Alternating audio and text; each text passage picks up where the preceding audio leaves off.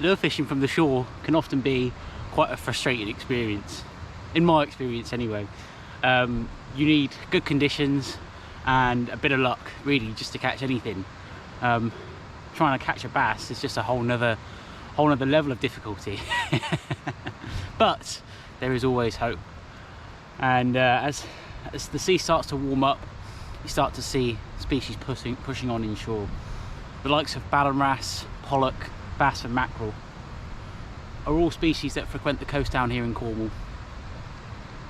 And with lures such as hard plastics, soft plastics and metals, you stand a chance of catching them when conditions allow. I've come out today to fish the ebbing tide at a rock mark here on the north coast of Cornwall. I'm going to be using fairly standard gear and just seeing what's about. Hopefully we can get some wrasse. It's looking like a wrassy sort of day. Odd chance of some bass and pollock. Finding a rock fishing mark is quite a personal thing, and it depends on the confidence level of the angler. How confident are you to scramble down rocks? How confident are you to get close to a swell and slippery surfaces? You know, it's a personal thing, and you should always choose the mark on what you're comfortable with. I'm quite happy to scramble down rocks and cliffs like the one behind me. I think that's because I'm young still. There's some things that really do help though when you're trying to access a rock mark. Those would be waders, like I'm wearing now, chest waders with good grippy boots and a life jacket, okay? I think you're mad to go fishing in chest waders and not wear a life jacket, especially off of the rocks, because if you fall in, they'll fill up and you're gonna have a hard time swimming.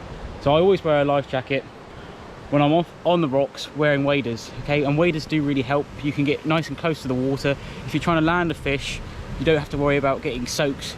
You can approach carefully and swing that fish in, okay?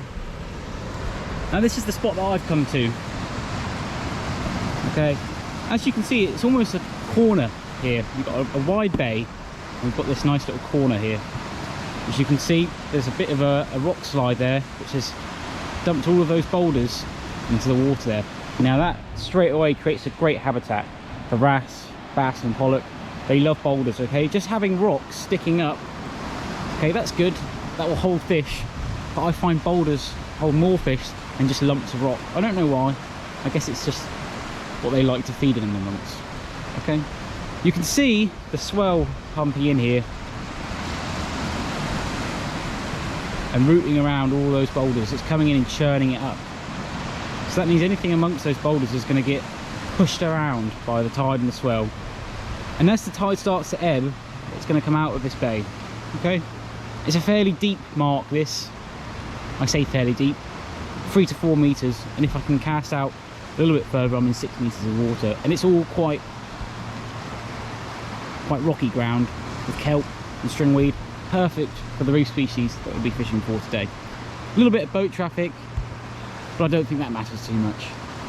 We'll get down to the water and then we'll talk about how we're going to work the lures. Right, so here we are down at the water.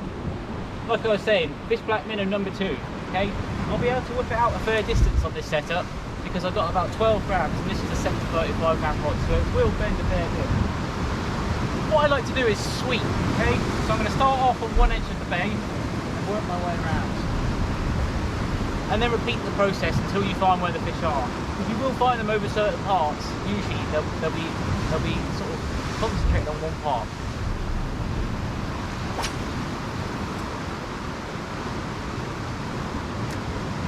I'm just going to let that black minnow sink. It's a weedless lure, so it doesn't matter if it hits the bottom.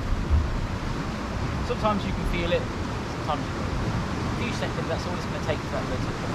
And I'm just going to gently, very gently work it. Lifting that rod tip, giving it a few turns. Just letting it rise and fall. That's what will really trigger the wrasse to hit it when it drops into their territory. They are a territorial fish.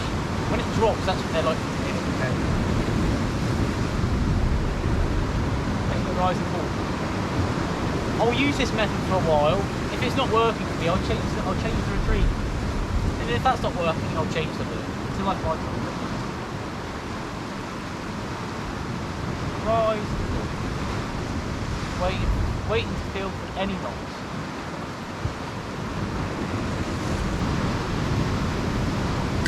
Alright, I just saw a bass hit it right at the edge there.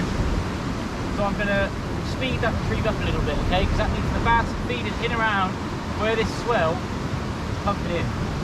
And it took it right at the end. Well, now that I know there's bass here, after seeing one swipe at my black minnow earlier, I'm going to change my tactics slightly to focus on them. And although a fish black minnow will definitely catch bass, from the shore I have much more confidence in shallow divers. This one here is my absolute favourite. Okay, that's the Smith's Saruna in a pilchard pattern. As you can see, it's fairly battered. That's because I've got so many fish on it. And you'll recognise it if you've watched any of my other videos. This is an absolute favourite of mine. It dives to about 60 centimetres and a nice erratic action. Okay, really important though on a well-used lure is always change those hooks, put new trebles on it every season or whenever they start to blunt or rust or bend. Very, very easy to work a shallow diver. It does all the work for you on the retrieve, okay? But I'll show you anyway. I'll angle you down a bit first, just so you can see the water. So what we're going to do, there's some lovely swell. You can see it there, breaking on those rocks coming in. So we're going to fish parallel to that. We're going to walk out to that rock, cast out, and bring the lure across. Okay.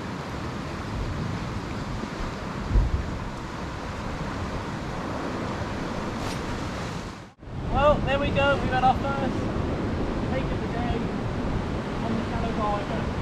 Working it right in close to the rock there. Doesn't feel a bad fish. I expect it to bass.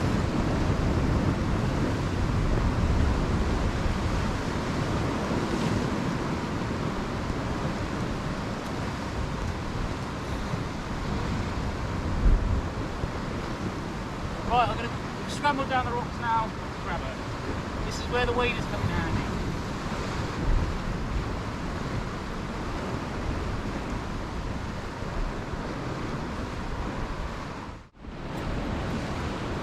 Well guys, there we go. That's the first fish of the day. I'll just aim you up a little bit. Nice silver bar. And it just took it lovely. And that's a nice fish, that is. You know, that's a happy stamp of fish for me. We'll get that one back and then we'll try for some more. Well, despite being pretty consistent with my efforts and trying different lures and different ways of fishing them, I just haven't been rewarded. That's the way it is sometimes with fishing. Apart from that nice bass at the start, it's been a very quiet day.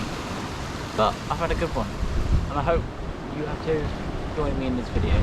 Thank you very much for watching as always. Really appreciate any sort of help that you give to the channel. Views, likes, subscribes, do it all. I appreciate it massively. Hopefully I'll do a few more short fishing videos this year. It's not something that I do as much as out of the SIB, but I still enjoy it. So I'll try and bring you along when I can. Thank you very much, and I'll see you on the next one.